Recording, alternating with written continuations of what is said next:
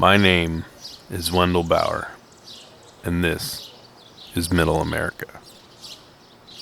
I keep coming back to cornfields and engines, could be denying where you call.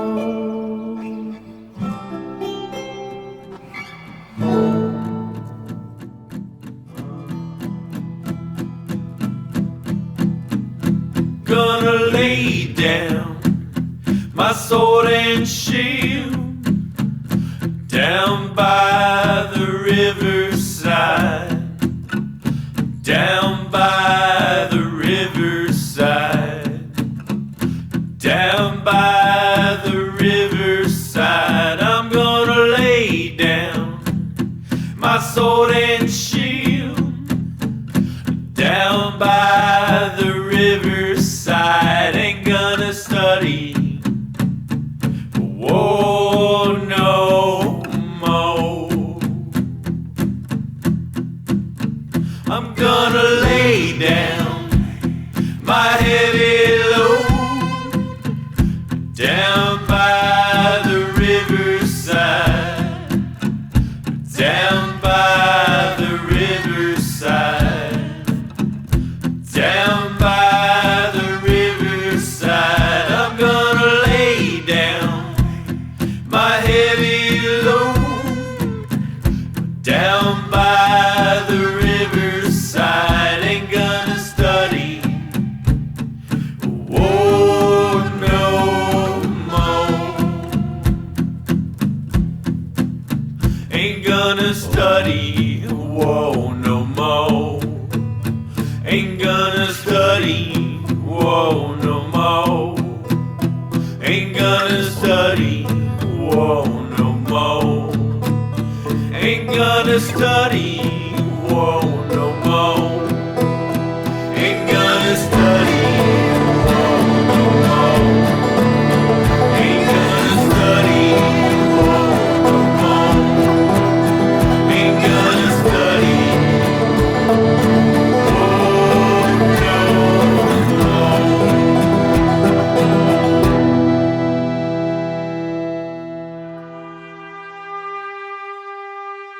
The Army hadn't worked out for Richard. He joined up at age 18 in order to get out of his abusive father's house and into the world. At the time, many black men, like future Secretary of State Colin Powell, found serving in West Germany to be a liberating experience in contrast with the United States. However, this was far from the case in the towns of Kaiserslautern and Baumholder, where Richard spent his time. Richard had served as the unit's plumber under officers from the southern U.S., who fostered an environment that proved to be even more racist than Richard's hometown of Peoria, Illinois. When Richard called into the base before arriving, an officer told him that he was so happy that Richard was coming. The officer used the N-word to demean the man who had been serving with him for the previous 3 years. Of course, this officer awkwardly backpedaled upon Richard's arrival. "You're Private Pryor? The guy I talked with on the telephone? I hope you don't get upset at anything I say. You can ask all the other people around here, especially the colored folks. They know I'm a nice guy." Richard's inevitable unhappiness with this situation manifested through formations missed, complaints of physical ailments, the berating of senior officers, and the eventual stabbing of an officer during a disagreement spawned from racial tensions. And so, on August 27th of 1960, following the stabbing and just over 16 months after his enrollment, Richard Franklin Lennox Thomas Pryor found himself discharged from the U.S. Army with little to show for his time spent. To his chagrin, he was quickly back in his father's house, jobless and drifting. With no money to escape into his own lodging, Richard spent much of his time crashing on a friend's couch, wandering the streets, or residing on bar stools at the Blue Shadow, the Villa, or Harold's Club, 3 bars known for their mixed crowds and lively characters. It was at the last of these 3, Harold's Club, that Richard received his first steady-paying gig as a comedian. Richard had convinced the club's owner and family friend, Harold Parker, to let him perform a night of piano tunes at the club. Richard's bluff became obvious when, instead of performing in the style of Nat King Cole as advertised, he aimlessly wandered about the instruments using only 4 chords and some gibberish for lyrics. Lucky for Richard, Harold admired the gall of the bluff, and while being through with Richard Pryor the musician, hired Richard on as a bartender and short-set comedian for when bands were taking intermission. Richard had spent most of his childhood as the class clown and neighborhood jokester, creating a stage for his comedy routine wherever he could. In his early routines, Richard imitated the styles of fellow Midwesterners Dick Gregory of Chicago, Jonathan Winters of Dayton, and Red Fox of St. Louis, preferring to physically inhabit a cast of wild characters to rival his wild audiences, rather than dispense punchlines and gags a la Bob Hope. Richard was happy working this gig for a slim $50 per week. However, he soon impregnated the 17-year-old Patricia Watts. Yearning to be a good stand-up family man while still possessing the maturity of a child, Richard married the young woman. Richard always said he was great at falling in love. He just struggled with what came next. The couple quickly had a falling out after Richard hit Patricia and ignored her pleading that he acquire a job at a local hospital. Pat ended up moving back into her parents' house on 4th Street, only 80 days after the couple's wedding. When the owner of Harold's Club lost his liquor license in 1962, Richard landed nearby at 405 North Washington Street in the newly opened Collins Corner. Unlike the mixed setting of Harold's Club, Collins Corner was primarily a black club, and its owner, Bree Collins, was a vocal member of Peoria's black community. The club regularly donated to the Carver Center, the Southside Community Center that had provided Richard with theatrical training. The club also took the hard stand to not serve liquor produced by Hiram Walker, as the local distillery did not employ blacks outside of menial positions. For the increased pay of $72 per week, Richard continued to develop his act at Collins Corner. It's here that Pryor developed his imitation of a baby being born, and it was right for babies to be on Richard's mind. Patricia had given birth to a son, Richard Pryor Jr. However, both Richard's parental and comedic maturity were lacking. When in the fall of 1962, Collins Corner suddenly closed due to fiscal mismanagement, rather than seek steady work in town to support a family, Richard left Patricia and Jr. behind to pursue a life on the road with some of the other newly jobless entertainers from Collins Corner. Richard Pryor's time touring the Midwest black clubs, known as the Black Belt Circuit, was to begin at the Faust Club in East St. Louis. There, he was booked to MC a cross-dressing South Pacific-style burlesque show, and there he would finally begin to see the world and himself through a lens other than that offered by his troubled family and hometown.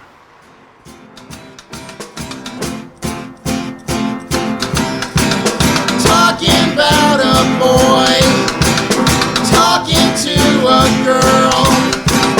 Golly gee, I'm sure a lucky us. Talking about a girl, talking to a boy, and it sure is lucky to be us. Happy, keep talking happy talk, talking about the things you'd like to do.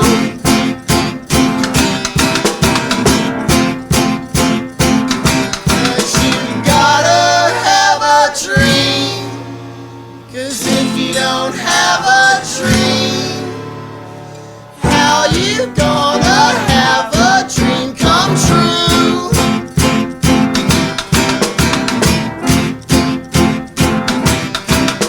Happy, keep talking happy talk.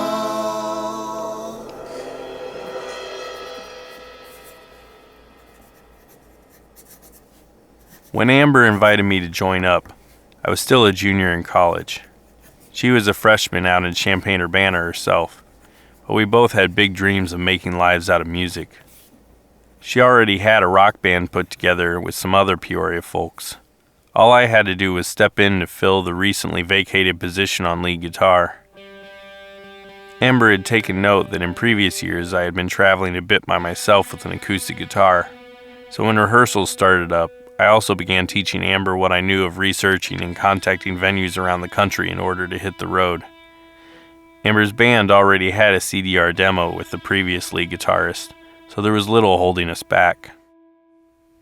During that first inexperienced summer as a band, we were able to pull off a couple week-long tours. The first trip was the week after finals and led us east to Pennsylvania and back with shows in Chicago, Indiana, and Ohio in between. As an unknown act, half of our gigs were house shows, but we were thrilled.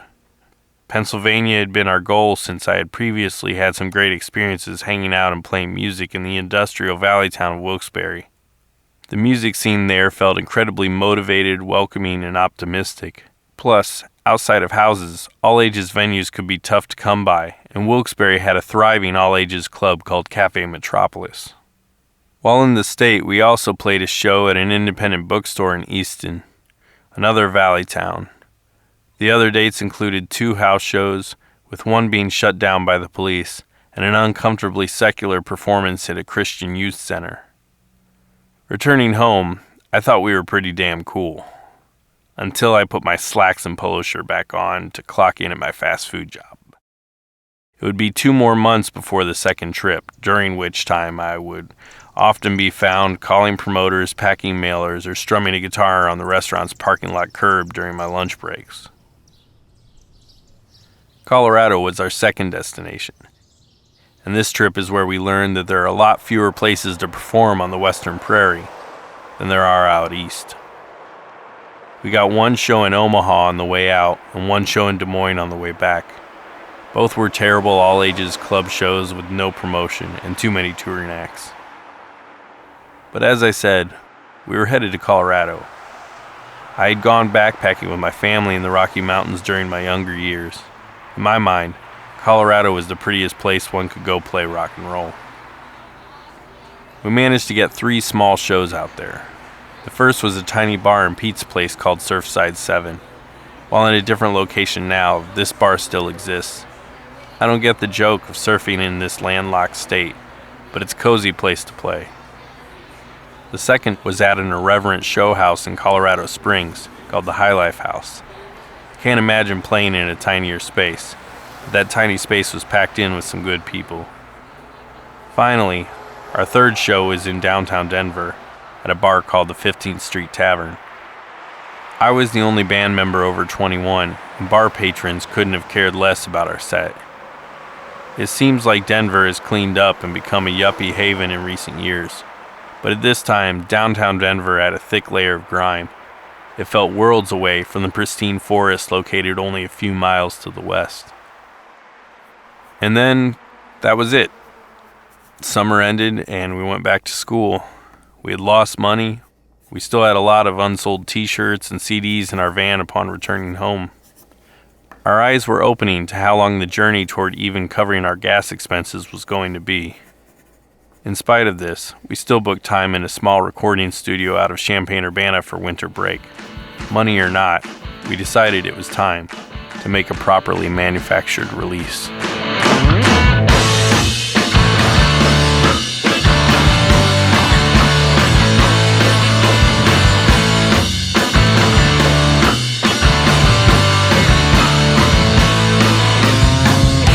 I'm at the Sloan concert, crying about you. No one has the answer. So what the hell am I to do? 3 days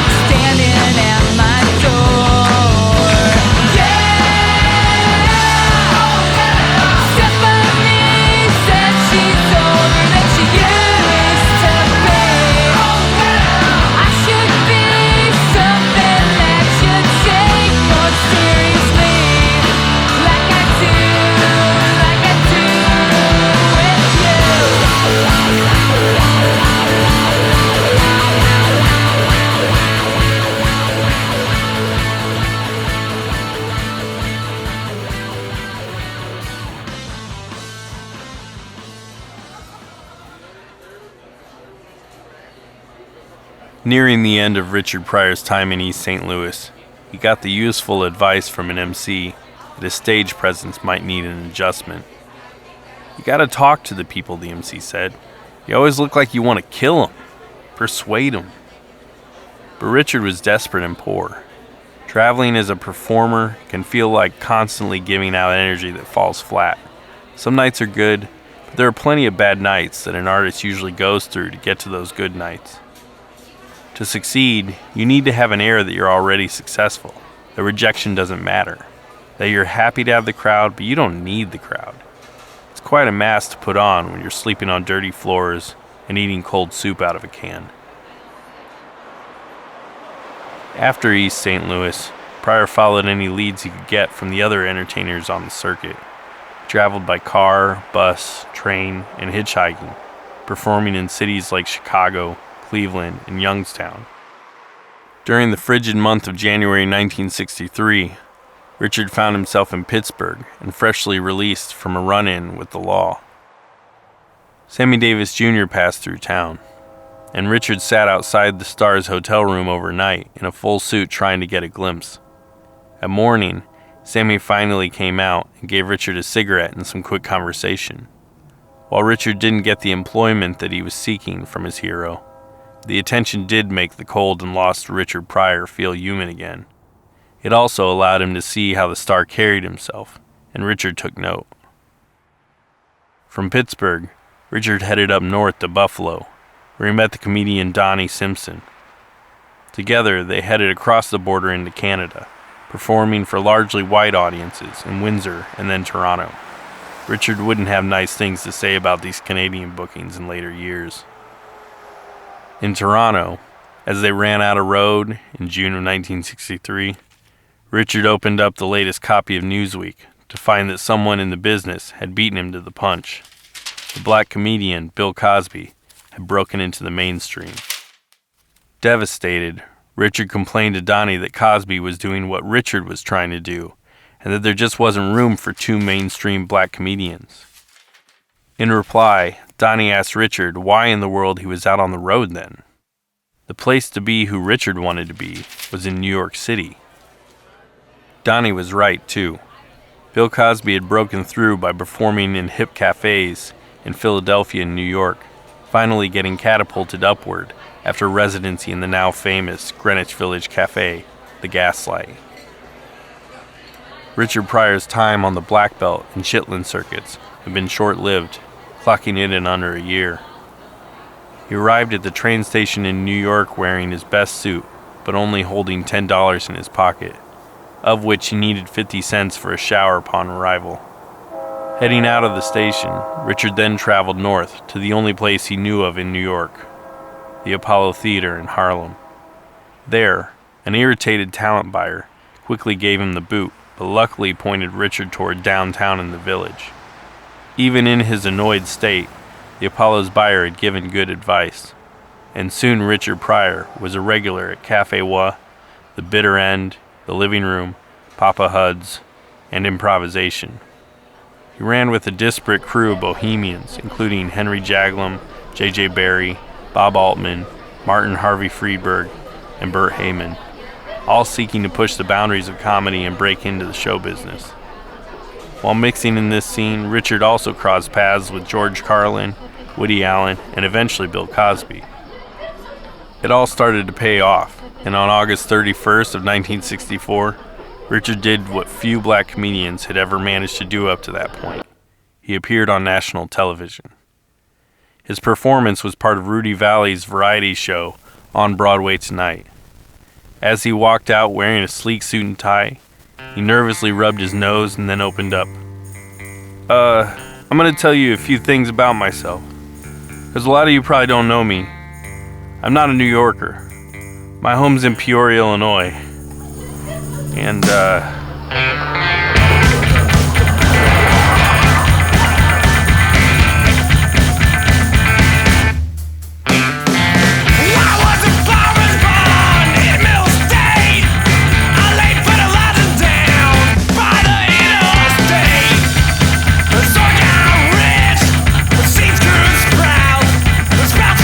Now look what turned out.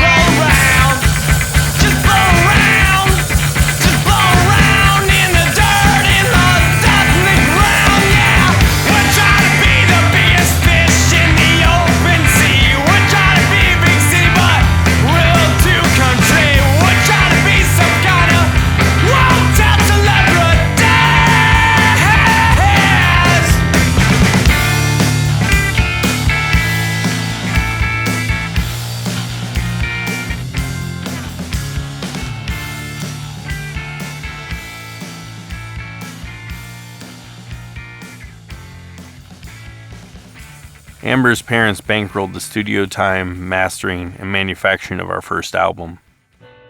This was never really discussed, just like we never really discussed how our tour van appeared. Amber had the means, and just like the rest of the band, I was willing to take the ride. We had been preparing to support the release of our first album for nearly half a year.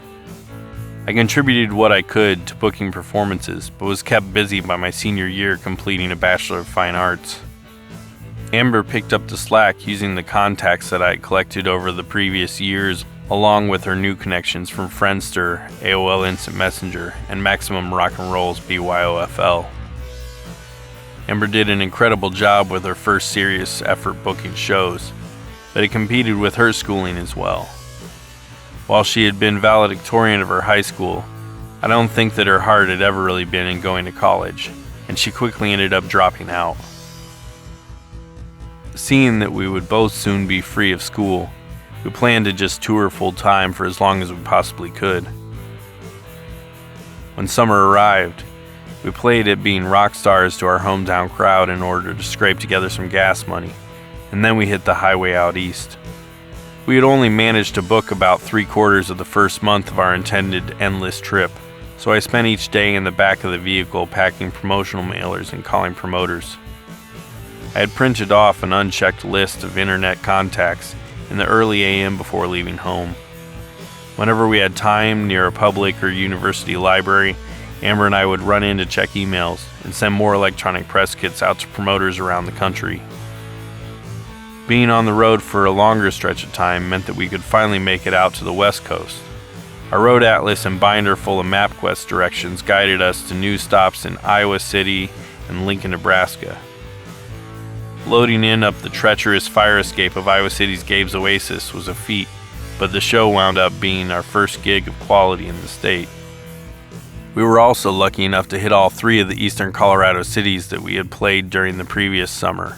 This was followed by 3 consecutive days off, where we bummed around with our pals at the High Life House. Can't say that anyone is thrilled to have a full band living with them for 3 days, but our fellow musicians took pity on us. Onward from Colorado, it was uncharted territory. The cold calling led us to a gig in an art gallery in Provo, Utah. The gods of rock and roll smiled on us as we wound up playing a room filled with around 20 strangers while hanging out with some well-seasoned California bands. The week of shows heading out had tightened our performance to a respectable level, and we managed to make some lifelong friends. As our gig came to an end, word spread that there was another DIY show with touring bands happening at a warehouse a couple blocks away. Following a local, who seemed like a possibility for a floor to sleep on, I picked up a case of Utah's low-percent beer, and we headed over. The warehouse show was wild.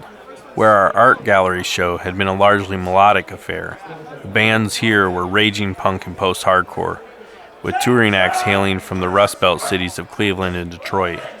I still had yet to dive into this grittier form of rock music at the time, but I could not deny the vitality of the bands, the audience, and the overall event. Amber, the guys, and I cracked our Utah beers and proceeded to stay incredibly sober.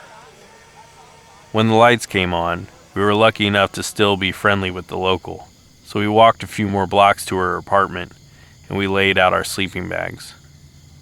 The rest of the band hit the floor. Around the corner, in a tiny kitchenette, I began boiling water for some boxed mac and cheese. In the few minutes while I waited for my pasta to cook, I thought back on the night and our trip. We had never been to this town, and were performing farther from home than we ever had before. Both touring acts and locals alike had welcomed us into their circles, providing us with experiences that weren't available in our hometown. Beyond the music, the cultural shock of being in Mormon territory was curious and eye-opening. Hunched over the counter, spooning macaroni from the pot, I was beaming. The world felt full of promise. Everything was unknown. Everything was potential. And my friends and I were the only ones who had set ourselves on this path. We weren't doing what our parents wanted or our schools directed. We were making our own realities, and it felt good. He had a dream we now believe we'll put a statue on State Street since we bulldozed the red light district. Richard got out, they put a highway in. He put us back on the map after 7 schools and our system failed then. Well, at least there was Carver, Miss Juliet. She saw potential where the rest saw the boy gone bad. She had a dream, she got him to believe, but the city is misery. We're whitewashing history.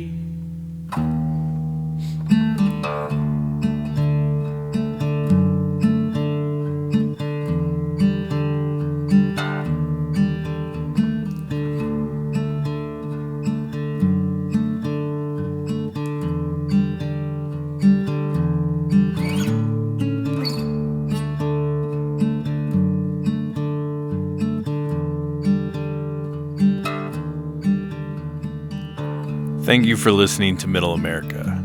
The featured music for this episode was South Pacific's Happy Talk, performed by John Bellows, and Oh Redheads by Tina Sparkle.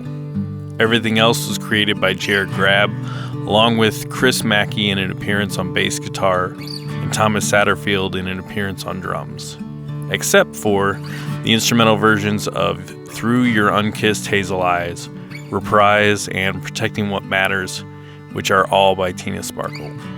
Down by the Riverside is an unattributed traditional spiritual. You can see a full listing of the music used in today's episode on the episodes page. Editing assistance was provided by Becca Taylor. If you enjoy the show and would like to support it, 5-star reviews on Apple Podcasts and subscriptions over at patreon.com/midamericapod are the best ways to do that. Stay warm out there. Until next time.